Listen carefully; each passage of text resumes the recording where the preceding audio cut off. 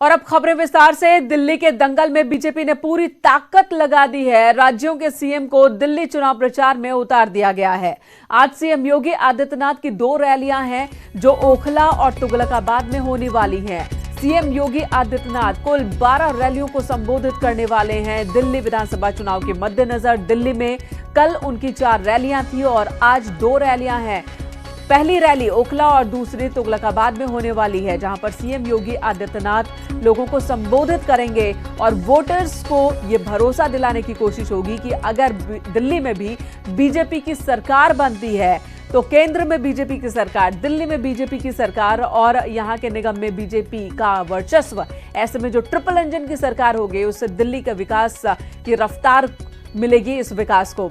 तो ये सीएम योगी आदित्यनाथ आज समझाने की कोशिश करेंगे। स्टार प्रचारकों की लिस्ट में सीएम का नाम शामिल है और आज वो दूसरे दिन 2 रैलियों को संबोधित करेंगे दिल्ली में अलग अलग इलाकों में। पवन गौड़ हमारे सहयोगी इस वक्त हमारे साथ फोन लाइन पर मौजूद हैं। पवन, जानना चाहेंगे दिल्ली में आज का सीएम का प्रोग्राम किस तरह से है? देखिए, मैं आपको बताना चाहूंगा कि आज जो उनकी जो 2 चुनावी रैली है वो बहुत महत्वपूर्ण रैली है। दोनों ही रैलियां, एक बदरपुर विधानसभा में होनी है, एक तुगलकाबाद विधानसभा में, और ये दोनों ही विधानसभाएं ऐसी हैं जो कि शाहीन बाग में जिस तरह से पिछले 2 महीने से लगातार नागरिकता कानून के खिलाफ प्रदर्शन चल रहा है, ये दोनों ही रैलियां उसके बिल्कुल आसपास के स्थानों पर ये रैलियां रखी गई हैं।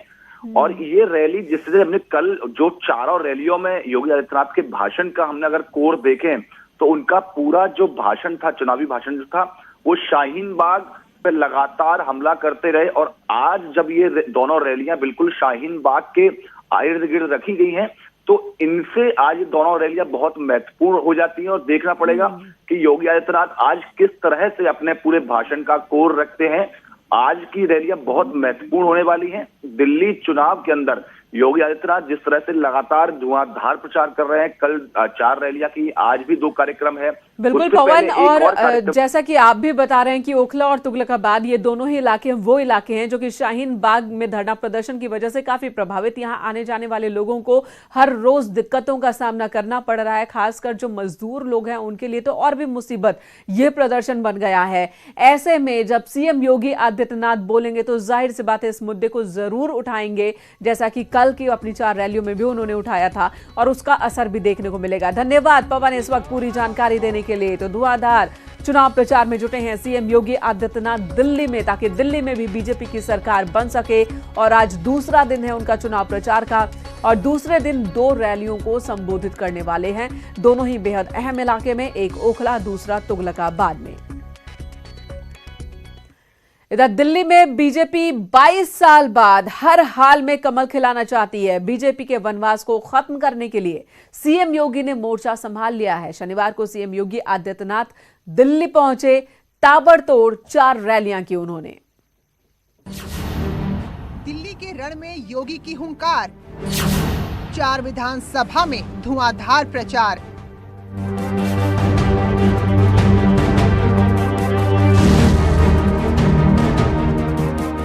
राजधानी का रण जीतने के लिए बीजेपी ने कमर कस ली है।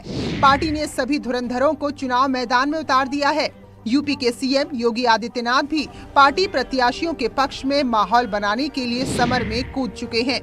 शनिवार को सीएम योगी की दिल्ली में ताबड़तोड़ 4 रैलियां हुई। सीएम योगी ने सबसे पहले करावल नगर के मुस्तफाबाद में हुंकार भरी, जिसके बाद योगी आदर्श नगर पहुंचे। यहां उन्होंने विरोधियों पर जमकर निशाना साधा। फिर सीएम ने नरेला में जनसभा को संबोधित किया। तो सीएम योगी की शनिवार को आखिरी रैली रोहिणी में थी। सीएम योगी को सुनने रैलियों में भारी भीड़ उमड़ी। मुख्यमंत्री ने मंच संभालते ही विरोधियों पर एक के बाद एक कई वार करने शुरू कर दिए। भारत का सम्मान क्यों बढ़ रहा है, इनको इस पर आपत्ति होती है और इसीलिए तो जगह जगह सीएए के नाम पर इन्होंने धरने बिठा रखे हैं, समर्थन कर रहे हैं। जो लोग भारत के विरोध में नारेबाजी कर रहे हैं, भारत को टुकड़े टुकड़े में बांटने की कुत्सित मनसा के साथ वक्तव्य दे रहे हैं, केजरीवाल और कांग्रेस उनका समर्थन बड़ी बेशर्मी के साथ कर रहे हैं, जिससे भारत का अहित हो, भारत असुरक्षित हो, भारत में विभाजन और विघटनकारी तत्व भारत की एकता और अखंडता पर सेंध लगा सके, इस प्रकार का षड्यंत्र सरकार के स्तर पर हो, आज हम सब दिल्ली की राज्य सरकार के कृत्यों से देख सकते हैं, पहचान सकते हैं। दिल्ली जीतना बीजेपी के लिए किसी चुनौती से कम नहीं है। भले ही देश के अधिकतर राज्यों में भगवा लहरा रहा हो, लेकिन राजधानी में कमल खिलाने की जिम्मेदारी बीजेपी ने सीएम योगी के कंधे पर डाल दी है। Bureau report, news 18।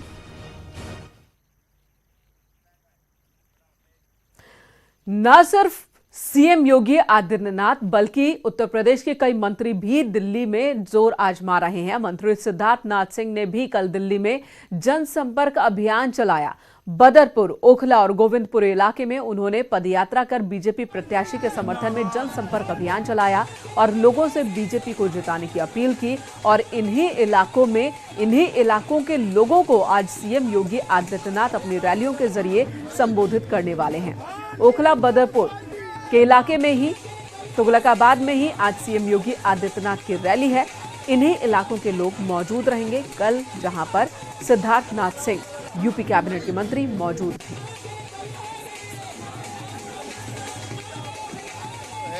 वो स्वाभाविक है, क्योंकि इस समय जो माहौल है और जिस प्रकार से जो शाहीन बाग में जो हो रहा है, उससे एक चीज साफ हो गई है कि ये चुनाव जो है ये पूरा देश देख रहा है, क्योंकि देश भक्तों बनाम शाहीन बाग भक्तों का हो रहा है। और इसलिए जो आइडियोलॉजी है, सिद्धांतों हैं, वो एक देशभक्त की एक तरफ है जो भारतीय जनता पार्टी है, और एक शाहीन बाग भक्त की है जो कि कहीं न कहीं उस देश को तोड़ने का प्रयास कर रहे हैं और उसको एक प्रोटेस्ट के नाम पर ये अपने आप को सिविल प्रोटेस्ट दिखाना चाहते हैं, जो कि वास्तविकता में वो है नहीं।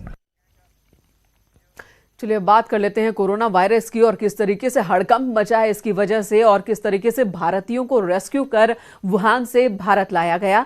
इसकी बात करते हैं। चीन में कोरोना वायरस कहर बरपा रहा है। इस बीमारी से मरने वालों का आंकड़ा बढ़ता ही जा रहा है और ऐसे में वुहान शहर में फंसे भारतीयों को वापस लाना एक बड़ी चुनौती थी। शनिवार को 324 भारतीयों को सुरक्षित देश लाया गया, जिसके बाद सभी को आइसोलेशन वार्ड में रखा गया।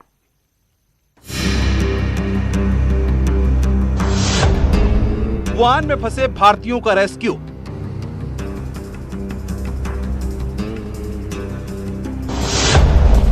कोरोना संक्रमित इलाके से बचाया गया। चीन के वुहान में फंसे भारतीयों को आखिरकार सुरक्षित वापस भारत लाया जा चुका है। कोरोना वायरस के चलते चीन के हुबेई में इमरजेंसी लगी हुई है। इसके चलते कई भारतीय छात्र और नागरिक वहां फंसे हुए थे और उनका अब अपने घरों से निकलना भी मुमकिन नहीं था। शनिवार को पहली विशेष उड़ान दिल्ली के T3 अंतर्राष्ट्रीय एयरपोर्ट पर पहुंची। वुहान से लाए गए लोगों में उत्तर प्रदेश के 30 और उत्तराखंड के 10 लोग भी शामिल हैं। चीन में फैले कोरोना वायरस की आहट जैसे हिंदुस्तान पहुंची तो यहाँ भी भारतीय आर्मी ने हरियाणा के मानेसर में एक विशेष कैंप बनाया है, जहाँ पर जो विशेष विमान से जो चाइना से जो लोग आए हैं हिंदुस्तान, आज उनको यहाँ पर लाया गया है और यहाँ पर एक विशेष कैंप में इन सभी को रखा जाएगा। और इसके साथ साथ जो आर्मी के जो प्रशिक्षित डॉक्टर हैं, उनकी एक विशेष टीम जो है वो उनकी निगरानी में इन सभी छात्रों को रखा जाएगा। घातक कोरोना वायरस के संक्रमण को रोकने के लिए इन लोगों को 14 दिन के लिए आइसोलेशन में रखा जाएगा, जिसके लिए सेना ने विशेष तौर पर मानेसर और छावला में क्वारंटाइन सेंटर बनाया है, जहां डॉक्टरों की निगरानी में सभी की मेडिकल जांच होगी। कोरोना से संक्रमित पाए जाने पर हॉस्पिटल में भर्ती कराया जाएगा, जिसके लिए सफदरजंग हॉस्पिटल में 50 बेड वाला क्रिटिकल केयर तैयार किया गया है। भारत में अभी तक केरल में एक मामले की पुष्टि हुई है। WHO के अनुसार 31 जनवरी तक दुनिया भर में कोरोना वायरस से संक्रमित 9,826 मामले दर्ज हुए हैं और कुल 213 लोगों की जान जा चुकी है। शैलेंद्र वांगू, न्यूज़ 18, दिल्ली। और इधर राजधानी लखनऊ में कोरोना वायरस का संदिग्ध मरीज मिला है। चीन से 10 दिन पहले लौटी एक महिला में कोरोना वायरस के शुरुआती लक्षण पाए गए हैं। महिला को उसके न्यू हैदराबाद स्थित आवास पर आइसोलेट कर दिया गया है। सहारनपुर में भी एक MBBS छात्र पर नजर बनाई जा रही है। ये छात्र मेडिकल की पढ़ाई करने के लिए चीन गया हुआ था, जो जब लौटा है, इनके सैंपल लेकर जांच के लिए पुणे की लैब में भेजा गया है।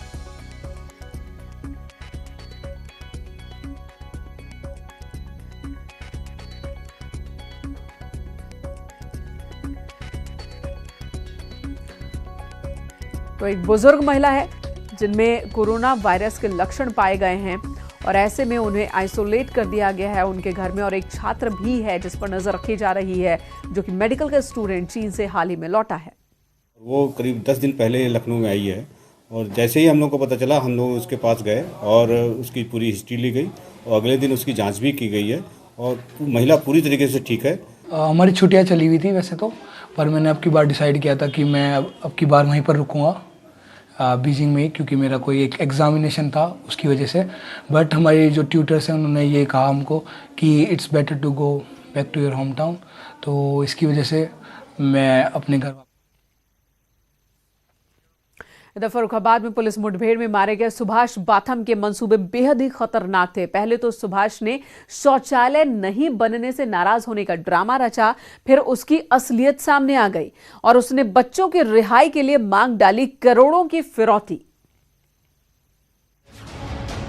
फर्रुखाबाद किडनैपिंग कांड में बड़ा खुलासा, फिरौती के लिए किडनैपिंग की साजिश, मासूमों की जिंदगी का सौदा, हर बच्चे की जान की लगाई कीमत, फिरौती में मांगे 1 करोड़ रुपया।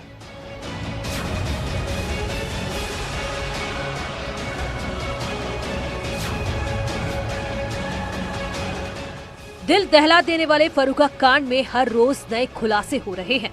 पुलिस मुठभेड़ में मारे गए सुभाष ने भले ही शौचालय नहीं बनने से नाराज होकर बच्चों को बंधक बनाया हो, लेकिन बच्चों की किडनैपिंग के बाद उसके मंसूबे कुछ और ही बन गए। सुभाष बंधक बच्चों के सहारे अमीर बनने की हसरत पालने लगा और उसने बच्चों को रिहा करने की एवज में फिरौती मांगनी शुरू कर दी थी। पहले सुभाष ने घर के अंदर फायरिंग की, जिससे पुलिस सुभाष के सामने सरेंडर कर दे और किसी भी कार्रवाई से पीछे हट जाए। उसने सोची समझी साजिश के तहत 2 फायर किए और पुलिस को 2 बच्चों के मारे जाने की सूचना दी, जिसके बाद उसने मांग डाली 1 करोड़ रुपए की फिरौती। उद्देश्य केवल ये था, लोगों को बताना चाहता था कि हम पूरी तैयारी के साथ अंदर हैं और हम बच्चे हमारे कैद में हैं और उसकी मंशा बिल्कुल स्पष्ट थी कि वो बड़ी कार्रवाई करने के उद्देश्य में था। सुभाष ने मासूमों की जिंदगी का सौदा कर डाला। जिन बच्चों को घर में जन्मदिन का केक काटने के लिए बुलाया था, उन्हीं बच्चों को उसने अपनी गरीबी मिटाने का जरिया बना डाला। उसके मंसूबे बेहद ही खतरनाक थे। सुभाष की पत्नी रूबी ने भी दरिंदगी में उसका पूरा साथ दिया। रूबी ने घर के तहखाने में बंद बच्चों को शोर मचाने पर जान से मारने की धमकी तक दे डाली थी। साथ ही सुभाष को समझाने की कोशिश करने वाले पुलिस कर्मियों से भी गाली गलौज कर रही थी। तो वो उस स्थिति में पहुंच चुका था कि वो उसने कोई जो उसने पहले सोच रखा था, शायद वो डबल माइंडेड हो गया या वो घबरा गया, जिसकी वजह से उसने कोई जो विस्फोटक था उस विस्फोटक का इस्तेमाल वो नहीं कर सका। सुभाष को जिसने भी समझाना चाहा, उसने उस पर फायर झोंक डाला और पुलिस टीम पर बम भी फेंका, जिसमें एसपी और एएसपी समेत कई पुलिसकर्मी घायल हो गए। न्यूज़ 18 के लिए फर्रुखाबाद से सूर्य वाजपेयी के साथ ब्यूरो रिपोर्ट, नेटवर्क 18। तो ये तो थी सुभाष बाथम की नापाक साजिश, लेकिन इस साजिश को अंजाम देने के लिए जिस तरह की तैयारियां उसने की थी, उसकी तस्वीरें अब सामने आने लगी हैं, जिसे देखकर हर कोई हैरान और परेशान है।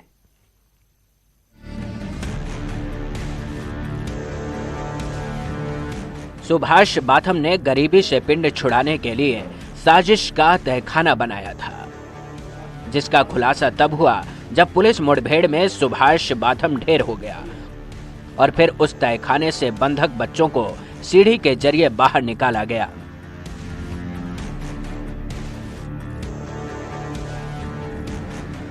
मौके वारदात से मिली सामग्री ने पुलिस को हैरानी में डाल दिया था, क्योंकि बच्चों को केक खिलाने के लिए बाथम ने घर बुलाया था, लेकिन उसने अपने घर के अंदर दहशतगर्दी फैलाने का पूरा इंतजाम कर रखा था। लाश घर के अंदर पड़ी थी, लेकिन पुलिस हैरान थी कि बाथम ने ऐसी साजिश क्यों रची। इस साजिश से पर्दा उठाने के लिए पुलिस सबूतों को जुटाने में लगी थी। तभी पुलिस को विस्फोट से भरा सिलेंडर मिला, जिसको बम निरोधक दस्ते ने तहखाने से निकालकर बाहर डिफ्यूज किया। घर के अंदर से लेकर बाहर तक अफरा तफरी का माहौल था। बम निरोधक दस्ते के साथ डॉग स्क्वाड भी मौजूद थी ताकि दहशतगर्दी की जमीन से हर वो सामग्री निकाली जा सके जिसको सुभाष बाथम ने गरीबी से निकलने का जरिया बनाया था। Bureau report, news 18। बदायूं के दातागंज कोतवाली क्षेत्र में अज्ञात वाहन ने कार को टक्कर मार दी जिससे कार के परखच्चे उड़ गए। 4 लोगों की इस हादसे में दर्दनाक मौत हो गई। 5 लोग गंभीर रूप से घायल हुए हैं जिन्हें अस्पताल में भर्ती कराया गया। कार सवार सभी लोग तीर्थ यात्रा पर निकले थे। 3 परिवार के लोग सवार थे इस कार में। इस घटना की सूचना के बाद परिवार में कोहराम मचा है।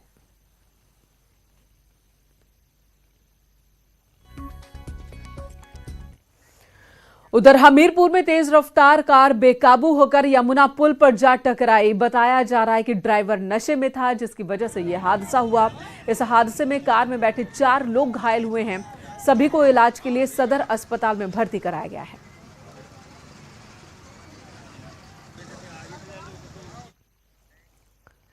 इधर फतेहपुर जिले में एक मां ने अपनी 4 बेटियों के साथ जहर खा लिया और अपनी जान दे दी। बताया ये जा रहा है कि महिला का पति नशे का आदी था और पति से अक्सर इसी बात पर उसका झगड़ा होता था।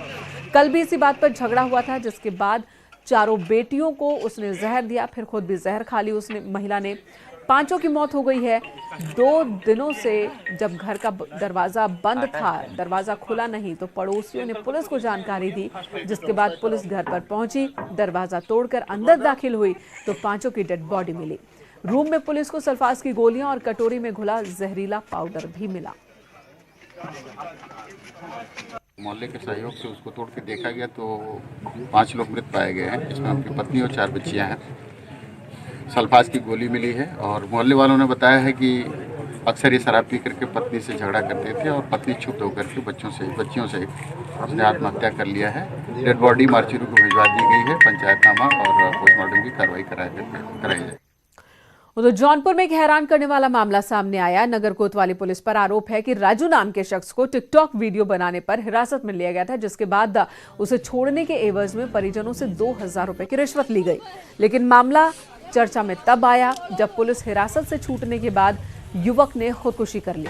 परिजनों का आरोप है कि पुलिस ने युवक को हिरासत में प्रताड़ित भी किया, जिससे परेशान राजू ने फांसी लगा ली।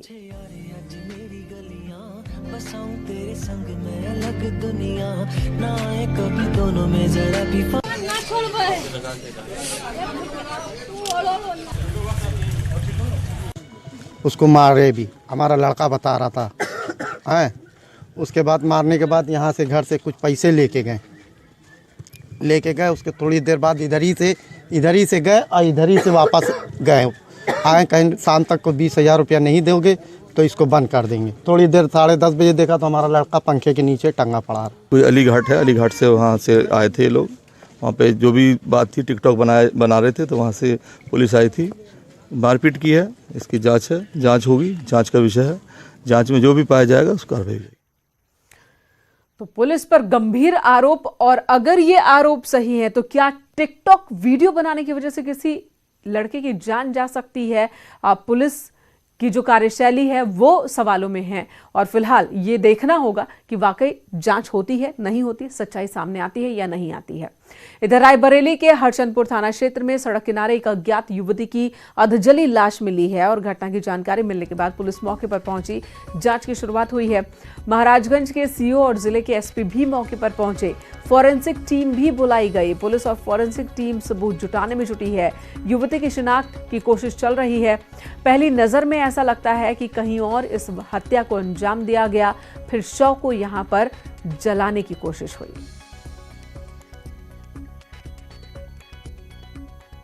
उसकी जांच पड़ताल करनी शुरू की है तो प्रथम दृष्टया ऐसा जो प्रतीत होता है वो ऐसा लगता है कि ये किसी महिला का शव हो सकता है जिसकी उम्र लगभग 25 से 30 वर्ष की हो सकती है, ये हमारा अंदाजा है। इधर पीलीभीत में खेत की रखवाली करने गए एक किसान पर बाघ ने हमला कर दिया, उसे मौत के घाट उतार दिया। वन विभाग की टीम ने कॉम्बिंग के दौरान जंगल से लाश बरामद की। किसान की पहचान 60 साल के फूलचंद के रूप में हुई है, जो अपने खेत की रखवाली करने गया था, लेकिन जब खेत से लौटा नहीं तो परिजनों ने उसकी काफी तलाश की। वो कहीं नहीं मिला, जिसके बाद वन विभाग को इसकी जानकारी दी गई। वन विभाग की टीम ने जब किसान की तलाश शुरू की तो बाघ और बाघिन किसान के शव को नोच रहे थे, जिसके बाद ग्रामीणों ने शोर किया तो बाघिन भाग निकली। ग्रामीणों का आरोप है कि ये बाघिन पिछले कई दिनों से अपने 2 शावकों के साथ इस इलाके में घूम रही थी। इसकी जानकारी वन कर्मियों को भी दी गई थी, लेकिन वन विभाग की ओर से कोई कार्रवाई नहीं हुई, उसकी कोई निगरानी नहीं की गई, जिसका नतीजा इस घटना के रूप में सामने आया। इधर नोएडा के सेक्टर 65 स्थित एक फैक्ट्री में अमोनिया गैस का रिसाव हुआ और इस दौरान एक कर्मचारी की मौत हो गई। अस्पताल में इलाज के दौरान उसकी मौत हुई है। सुबह फैक्ट्री में पाइपलाइन लीक होने से अमोनिया गैस का रिसाव शुरू हुआ था, जिसकी चपेट में एक मजदूर आ गया।